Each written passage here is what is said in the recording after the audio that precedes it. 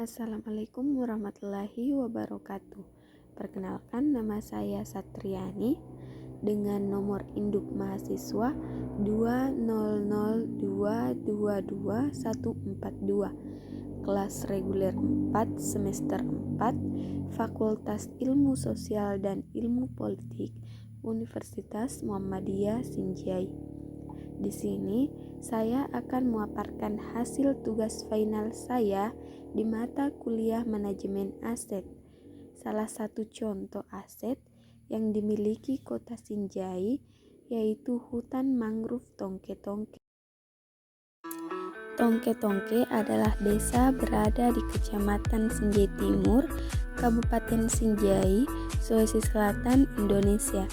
Desa yang tekstur tanahnya terdiri atas lumpur yang berpasir, ini memiliki kawasan hutan baku yang telah dijadikan tempat pariwisata.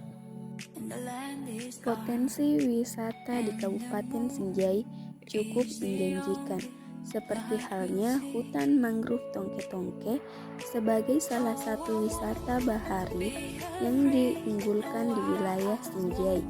Luas hutan mangrove sekitar 175 hektar, ramai dikunjungi warga, khususnya di hari libur.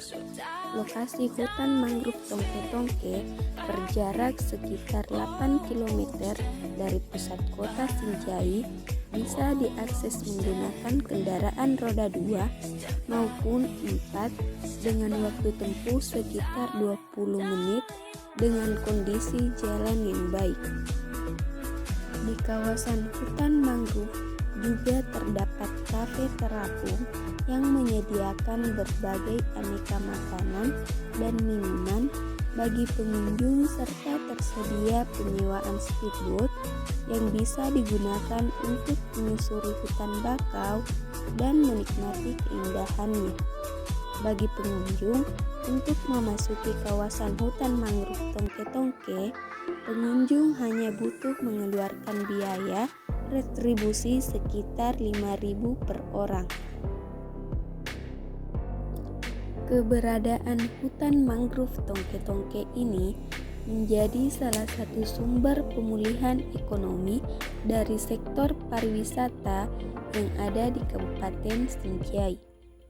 Sekedar diketahui, pada tahun 2021, destinasi wisata hutan mangrove Tongke-Tongke adalah menyumbang pendataan asli daerah tertinggi di Kabupaten Sinjai sekitar 130 juta pada April tahun lalu. Berdasarkan pantauan tim Kabar Bugis, selain menikmati keindahan hamparan hijaunya pohon bakau dan menikmati hamparan Pulau 9 dari kejauhan, pengunjung juga bisa menemukan beberapa spesies mangrove, udang, dan kepiting serta spesies hewan melata di kawasan hutan mangrove ini. Keberadaan hutan mangrove ini juga penting untuk mata pencarian warga, khususnya nelayan ikan dan kepiting. Nelayan kepiting biasanya memesan bubu di sore hari dan diambil hasilnya keesokan hari. Hasil tangkapan tergantung jumlah bubu yang dipasang dan itu juga tergantung musimnya. Manfaat hutan mangrove Tongke-Tongke yaitu melindungi abrasi yang terpicu terapan ombak besar. Hasil dari usaha itu ternyata membuahkan hasil karena pemukiman warga sudah bebas dari abrasi pantai. Selain itu, warga setempat mendapatkan keuntungan karena menjadikan biodata laut di tanaman bakau sebagai sumber penghasilan keluarga. Di samping ada pula yang perjuangan di kawasan hutan bakau Tongke-Tongke, termasuk dengan usaha pembibitan tanaman bakau ini menjadi tahapan penghasilan keluarga di saat tidak melaut karena musim ombak atau kondisi cuaca ekstrim.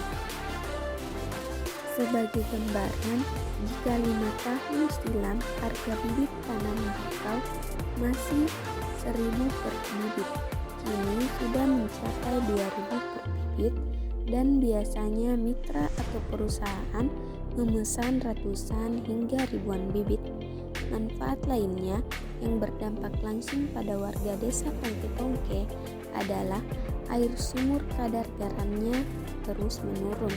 Padahal 10 tahun silam air sumur di desa itu hasilnya sama saja dengan air laut, sehingga tidak dapat diminum, mandi, atau digunakan membilas pakaian. Keadaan hutan mangrove Tongke-Tongke kini semakin rimbun dan tertata dengan baik, semakin memesona.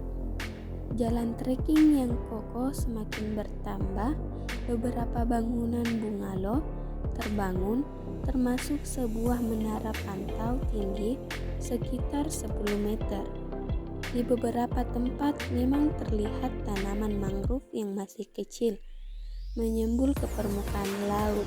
Tidak hanya melakukan pengembangan atau penambahan lokasi tanam, pemerintah juga semakin tegas menjaga kawasan itu dari pengerusakan, baik untuk kepentingan penimbungan dan pembangunan rumah ataupun untuk memperoleh bahan baku kayu.